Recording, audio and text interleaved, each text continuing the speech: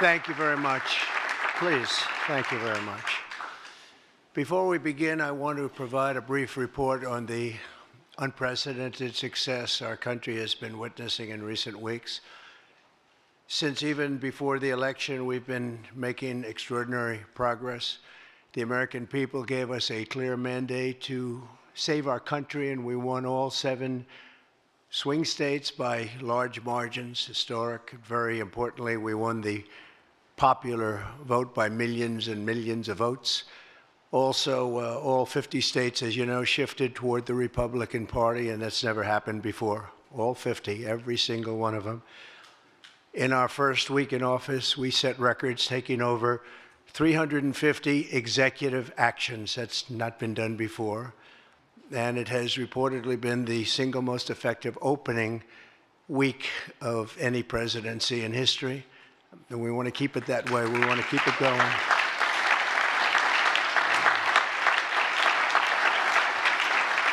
We want to keep it going. We've broken from decades of failed Washington policies and restored common sense and sanity to our government.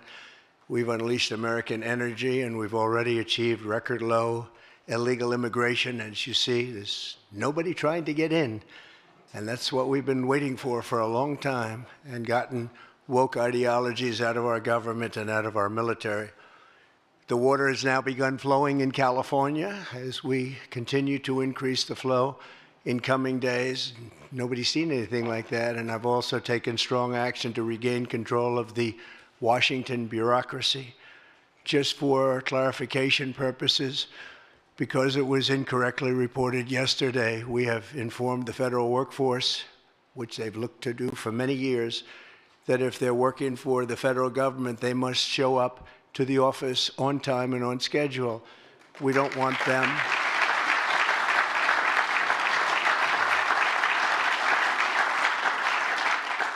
them to work from home because, as everyone knows, most of the time they're not working, they're not very productive. And it's unfair to the millions of people in the United States who are, in fact, working hard from job sites and not from their home. As federal employees, they must meet a high standard. They're representing our government. They're representing our country. If they don't agree by February 6th to show up back to work in their office, they will be terminated, and we will therefore be downscaling our government, which is something that the last 10 presidents have tried very hard to do but failed. Most of the people we're talking about have not been going to their federal offices in many, many years, from even before COVID. But they have nevertheless been paid. Some have worked, some haven't worked, and most of the studies say that some have just gone through the motions. We may ask these people to prove that they didn't have another job during their so-called employment with the United States of America, because if they did, that would be unlawful. As you understand, a lot of people are getting paychecks, but they're actually working other jobs. So they'll have to prove that to us, that they weren't. In any event, we're requiring them to show up to work or be terminated. We think a very substantial number of people will not show up to work, and therefore our government will get smaller and more efficient. And that's what we've been looking to do for many, many decades, frankly.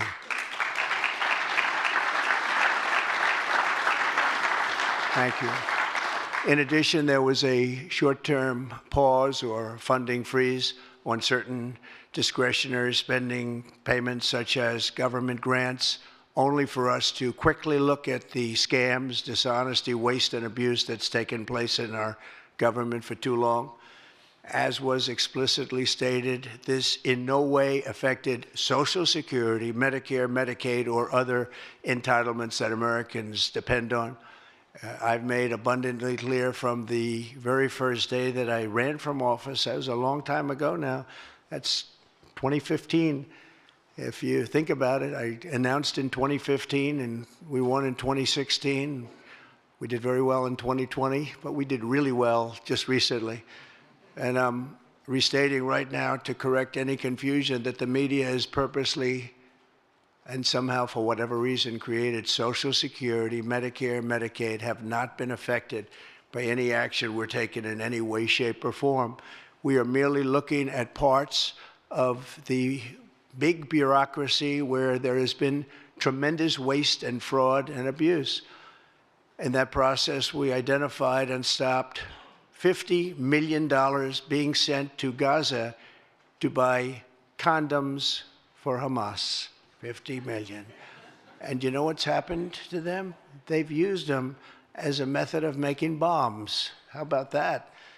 We stopped an attempt to make an illicit payment for illegal alien resettlement. We canceled $181 million in DEI training contracts. This is just for the training of people in DEI, which has been terminated and completely terminated. And we paused $1.7 billion in unauthorized payments to foreign organizations, including stopping more than $40 million that was on its way out the door to the very corrupt World Health Organization, which has not done its job and not done it properly. We also,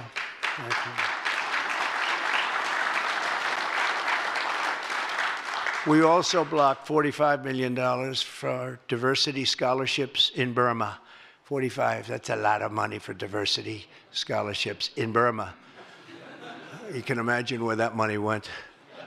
These were the types of payments, and many others. I could stand here all day and tell you things that we found, and we have to find them quickly because we want the money to flow to proper places.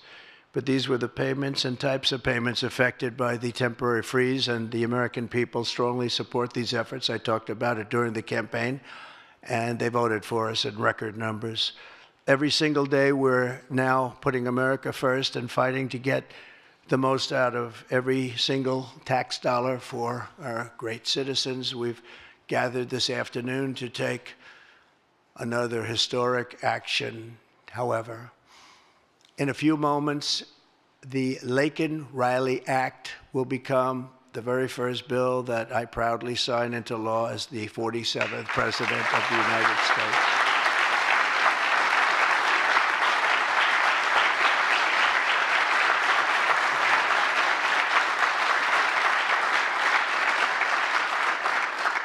Laken was a brilliant and beautiful 22-year-old nursing student from Georgia, the best in her class. She was always the best. They would say, Laken, how do you do this? And what do you do? They were always asking her questions. She was respected by everybody, even her teachers. They respected her so much. From the time she was in first grade, Laken knew she wanted to spend her time caring for others. That's what she did. To her friends and classmates, she was a light of warmth and kindness in every single room. To her parents and family, she was everything in the world. They've had a miserable period of time. Just after 9 a.m. last February 22nd, Laken went out for a jog on the campus of the University of Georgia, but she was just never returned. She never came back, did she, huh? Parents are here, sister, all of her relatives. While on her run, Laken was attacked, viciously assaulted, beaten, brutalized, and murdered by an illegal alien gang member who was set loose into our country by the last administration. We are deeply honored to be joined today by Laken's parents, Allison and John, and her sister, Lauren. Thank you very much. Thank you.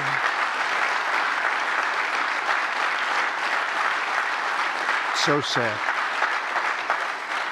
We were together right after that happened, and it's a tremendous tribute to your daughter, what's taking place today. That's all I can say, but it's so sad we have to be doing it at all. Thank you very much for being here.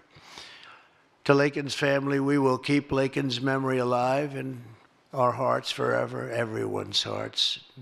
With today's action, her name will also live forever in the laws of our country, and this is a very important law. This is something that has brought Democrats and Republicans together. That's not easy to do. Laken did it.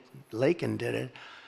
America will never, ever forget Laken Hope Riley. The vicious criminal who murdered Precious Laken was an illegal alien member of the barbaric Venezuelan prison gang known as Tren de Aragua. He trespassed across our southern border in 2022 and was apprehended by Border Patrol, but under the cruel policies of the last administration, instead of being deported, as he should have been, he was released into the United States, as were millions of other people, many of them very dangerous people. And you see what we're doing, we're getting them the hell out of here.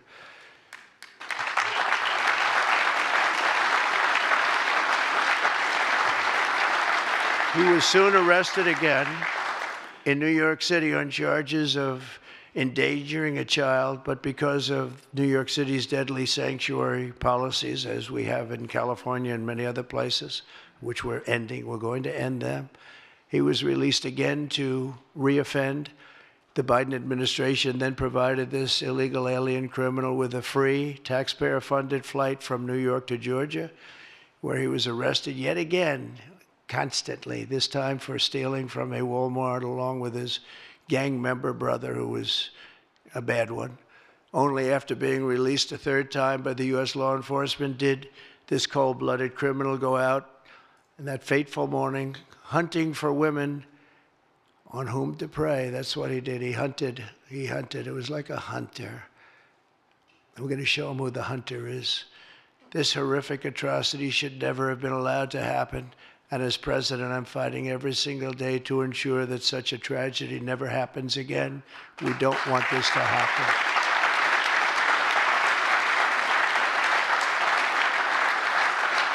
And under the law, thank you.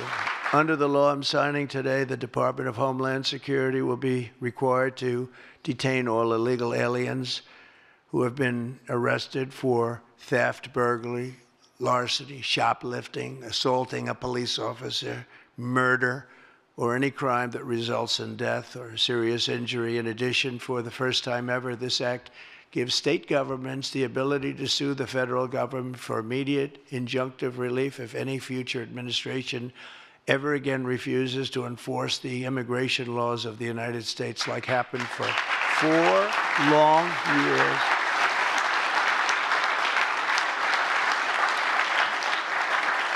And that was happening for 4 long years, frightful years. Amazing. You'd say, how can people do this? How can they allow this to happen? How can they allow criminals to pour into our country and then try and defend it? And they're still trying to defend it, but they can't. That's why I'm here instead of somebody else, actually. It's the biggest reason. I believe it's the single biggest reason. Inflation was horrible. Many things were horrible during that administration. When you look at what took place in Afghanistan, the way they got out, not that they got out, but the way so many things were horrible. But to me, this was the worst of all. It's a landmark law that we're doing today. It's going to save countless innocent American lives. I want to thank every House Republican, every Senate Republican, as well as the 12 Senate Democrats and the 48 House Democrats who voted to pass this vitally important bill, and many of them are with us today, and I really do appreciate it. And I very much especially appreciate the bipartisan support. The Democrats, really a big percentage of them came through, and plenty of them wanted to. They probably felt they couldn't, but they really wanted to. That they don't understand that would have made them a lot more popular, would have made them a lot better with their people. The ones that didn't are going to be sorry, because the people are not going to forget that they wouldn't sign. This is a perfect, incredible tribute to an unbelievable young lady. We're joined today by many great supporters of our new strong border policies, and they are indeed strong, including Vice President Vance, thank you, JD, Secretary Scott Bessent, who just got approved, by the way. Where's Scott? He just got approved. Scott, I'm very impressed. Got a lot of Democrat votes, too. He got a lot of Democrat votes. That's great. I don't know, is that a good thing or a bad thing? I'll have to think about that. Secretary of Homeland Security, who's going to be fantastic. I know her so well, and I know it's probably not complimentary because she is a woman, but she is tough. Where is she? Where is Christy?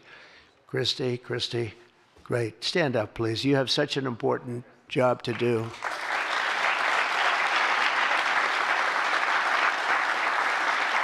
Really great. Thank you very much. And don't let that look fool you. That look is She's tough, and she cannot stand what she's having to sit here and even listen to this today.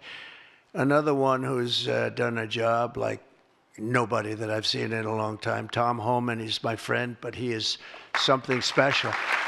He's something special. Great. And Tom and Christy, the numbers are unbelievable. What's happened? It's like just shut down. Nobody thought that was even possible. It's just shut down. They showed an area that a year ago had thousands and thousands of people rushing into our country. And today there was nobody there. It was like a beautiful sight. And also Senate Majority Whip John Barrasso. Great guy, great guy. Thank you, John. And I also want to thank the bill sponsors, Senator Katie Britt. Katie, thank you, Katie. And Congressman Mike Collins. And Mike, you were fantastic from Georgia. He took this, he loves his state, and he took this very personally. So it's, thank you very much, Mike. As well as Senate Judiciary Committee Chairman Chuck Grassley. Chuck is here someplace. Chuck, thank you very much. You look great. And House Judiciary Committee Chairman Jim Jordan, who's a special guy, special man. And House Homeland Security Committee Chairman Mark Green. Thank you very much. Thank you, Mark. And we have many other congressmen and senators, but I'm not going to introduce because this is about your daughter. This is about something that's so important, and we're going to just go along. Thank you also. We have to say Burt Jones is in the room, and Burt is your lieutenant governor, and he was on this like you wouldn't believe. Thank you very much. I see you sitting there. Thank you very much. So we have state, local officials, we have law enforcement organizations, we have everybody. Most of them are in the room or represented in the room, and they're incredible people, and I've never seen them come together like they have for this. I've done many of these, not of this kind, but different bills, different passages having to do with many different things, from homeland security to inner security to taxes to 50 different items. I've never seen such support as you have today and as your great daughter has today. So I've never seen anything like it. And we have to thank your daughter for that, because she's going to save a lot of lives. She's going to be responsible for saving a lot of lives. So I'd like to just say to the Angel families, I've been with them and they've been with me from 2015 when I first got this crazy idea in my head to run for president because we can do better as a country. I want to thank so many of the people that are here that have been the angel moms, and we call them angel moms, but they're angel families, fathers and sons and daughters, but they've suffered tremendously like you have for no reason whatsoever. I want to thank Alexis Nungari, the mother of 12-year-old Jocelyn Nungari, murdered last summer by 2 illegal alien gang members released into the United States by Joe Biden's open border, stupid policies. And thank you very much, Alexis. I want to thank you very much. We had an amazing trip, and it was really special to meet you and your family. Appreciate it very much. So sad we have to be here, frankly. And Jocelyn, as you know, is in our hearts, as she was then. It was an amazing day we had, a great day.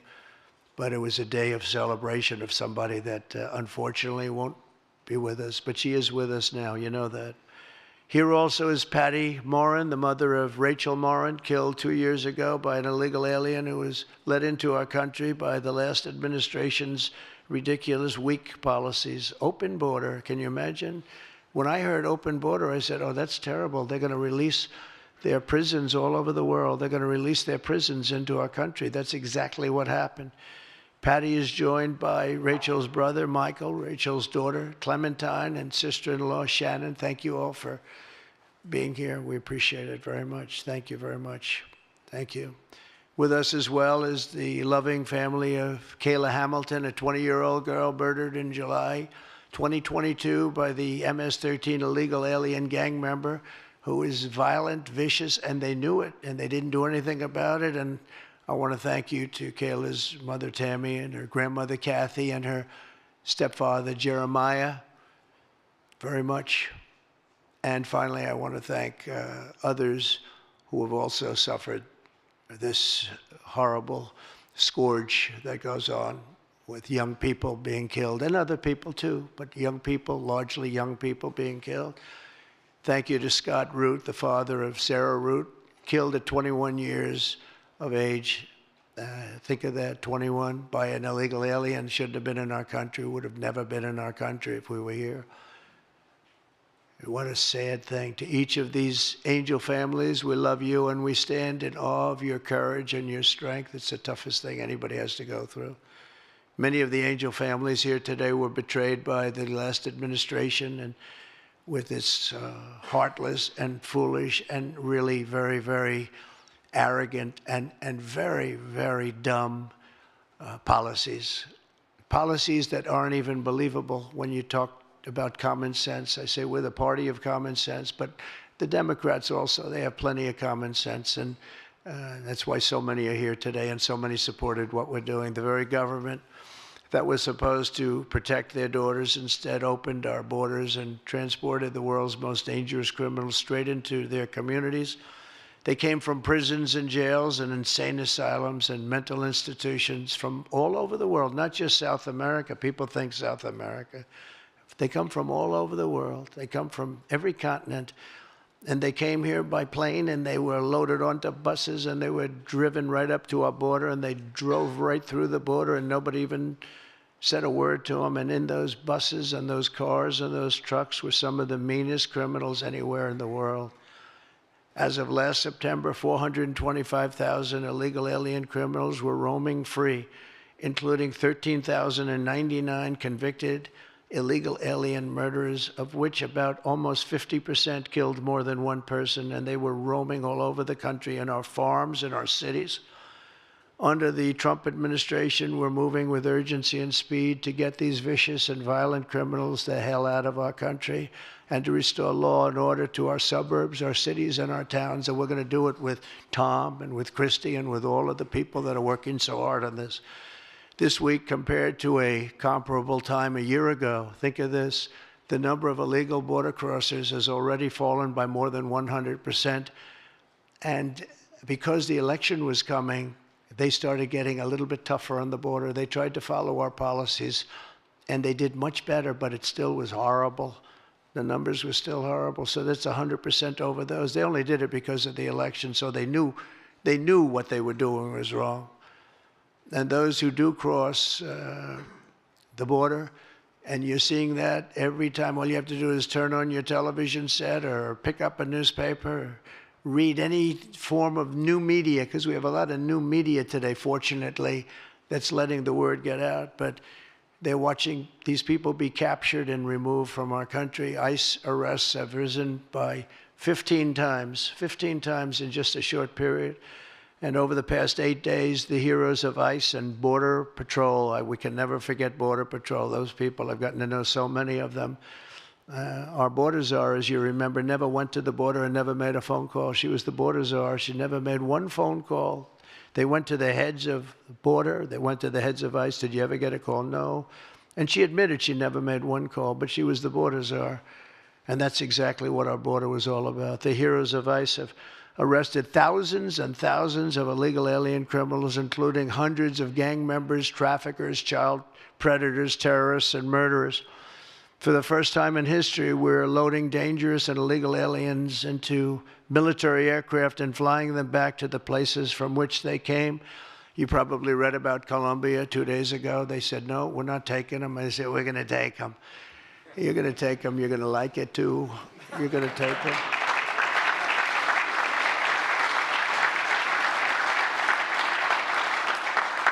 They talked about, we're not going to take people that are in shackles. I said, well, but the people that are in shackles are murderers, they're drug lords, they're rapists, they're very tough people.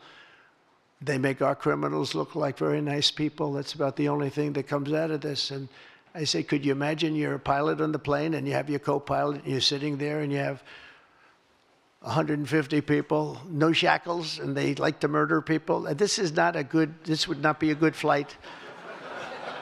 So Colombia apologized to us profusely within an hour. based on something I said, meaning you're going to pay tariffs like nobody's ever paid tariffs before, but they actually wanted to terminate his position. They're essentially Congress met, and they were very angry with them. But they actually said they were going to send the presidential plane to pick up these criminals and to bring them because they didn't want to inconvenience us or have us do a second flight, and that's what they did. And I appreciate it, and I do appreciate the people of Colombia are wonderful people, and the representatives really acted well, and I appreciated they took back that tough talk. But, you know, we may have tough talk from others, but it's not going to mean anything. They're going to all take them back, and they're going to like it, too. They're going to like it. They're going to take it back, and they're going to like it. Today, I'm also signing an executive order to instruct the Departments of Defense and Homeland Security to begin preparing the 30,000-person migrant facility at Guantanamo Bay. Most people don't even know about it. We have 30,000 beds in Guantanamo to detain the worst criminal illegal aliens threatening the American people. Some of them are so bad we don't even trust the countries to hold them because we don't want them coming back, so we're going to send them out to Guantanamo.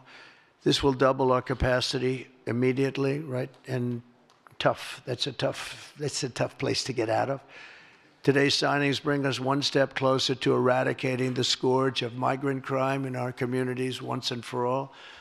And it was just it's just an unforced error that we even have to be doing this. Now we need Congress to provide full funding for the complete and total restoration of our sovereign borders, as well as financial support to remove record numbers of illegal aliens.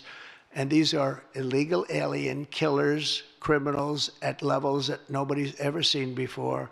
And you would have known that, and you were there when I said it. I said everybody that's bad is going to be thrown. If you look at Venezuela, Venezuela's crime is down 77% because they've taken their gang members, their prisoners, their drug dealers, their drug lords. They've shipped them all into the United States. Many other countries, their crime is way down, and our crime is not doing well. But we're going to have it do really well very soon, and we're shipping all these people back where they came from.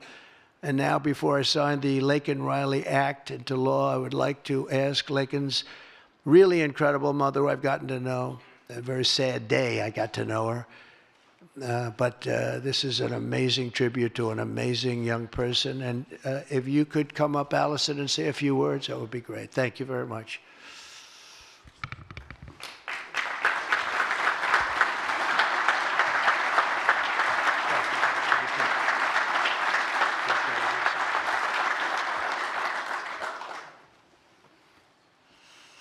Thank you, President Trump. We would like to thank Senator Katie Britt for her diligent bipartisan work to get this bill through the Senate. We'd also like to thank Congressman Mike Collins for his unwavering passion and for leading on the Laken Riley Act from the start. Our family will forever be grateful for the prayers of the people across our nation and for helping to get this legislation into law. We also want to thank President Trump for the promises he made to us. He said he would secure our borders and that he would never forget about Laken. And he hasn't. He's a man of his word. We trust that he will fight for the American people. Most importantly, I want to thank our Lord and Savior, Jesus Christ, because without his sacrifices, Laken's story would have ended on that horrific day that she was taken from us. But because of him, we can continue living knowing that we will see Laken again. There's no amount of change that will ever bring back our precious Laken. Our hope moving forward is that her life saves lives. We're so thankful that her passion for helping others and her legacy for doing good in the name of Jesus Christ will carry on. Thank you. Thank you.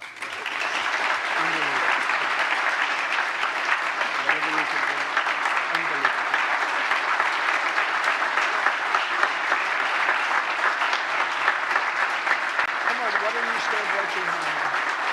Stand right over here.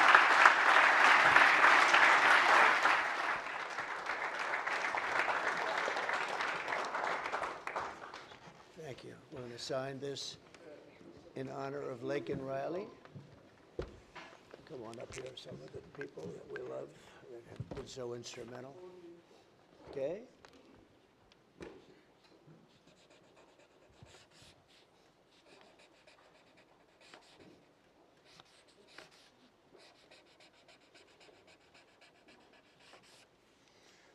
Okay.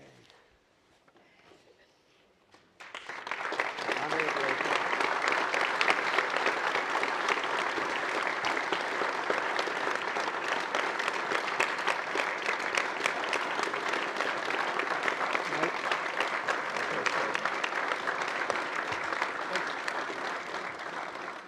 Thank you. Mr. President, government funding, can you take a quick question on government funding to Paul asked? I don't think this is appropriate time, really.